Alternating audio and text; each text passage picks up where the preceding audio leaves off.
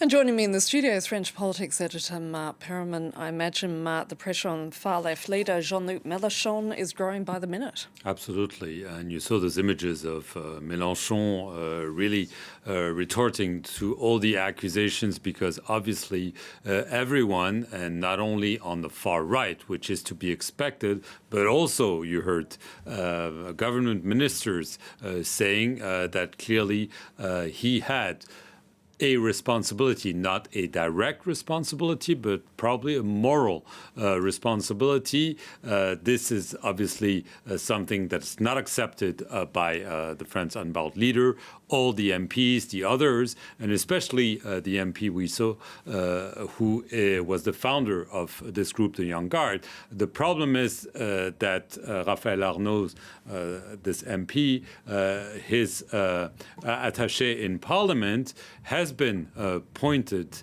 as a potential participant in the fight. We'll have more details because the prosecutor is supposed to give a press conference at 4 p.m. Paris time today. But already there are allegations that he might have been involved, and he himself said that he would withdraw from his official functions during the investigation.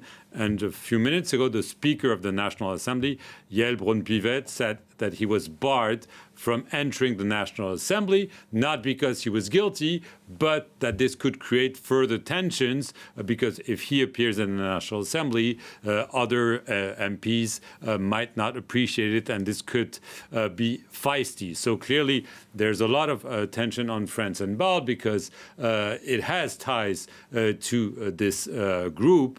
And we'll have to wait.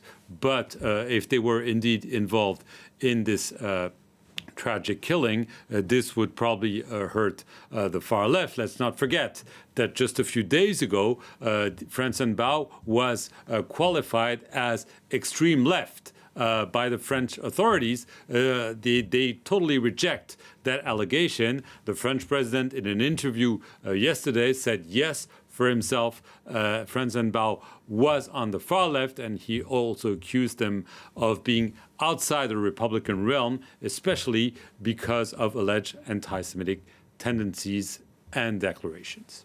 And of course, the big question is, what impact is this going to have on municipal elections here in France next month? Well, obviously, yes, we're entering the last stage before those elections. Those are first and foremost local elections. If they were national elections, it would probably have more of an impact. But obviously in Lyon, where this took place, this could have an impact. But this is going to hurt, obviously, France Unbowed, because they had decided to make those elections important one, because they had generally neglected the municipal election. They said, our fight is the presidential election, the legislative election. This is how we need to really impose ourselves. And the municipal election is about local issues. That's not so much what we care about. This year, they said they realized that they probably were wrong in not having a strong local implantation. And so they were betting on those local elections to really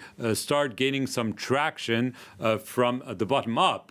So this could indeed hurt them. Obviously, we'll have to wait what happens then. There'll be a few weeks, and maybe they'll be able to distance themselves from what happened just a few days ago in Lyon. But clearly, this is a stain on their reputation, and it could hurt their prospects. Marc Perelman, thank you for that.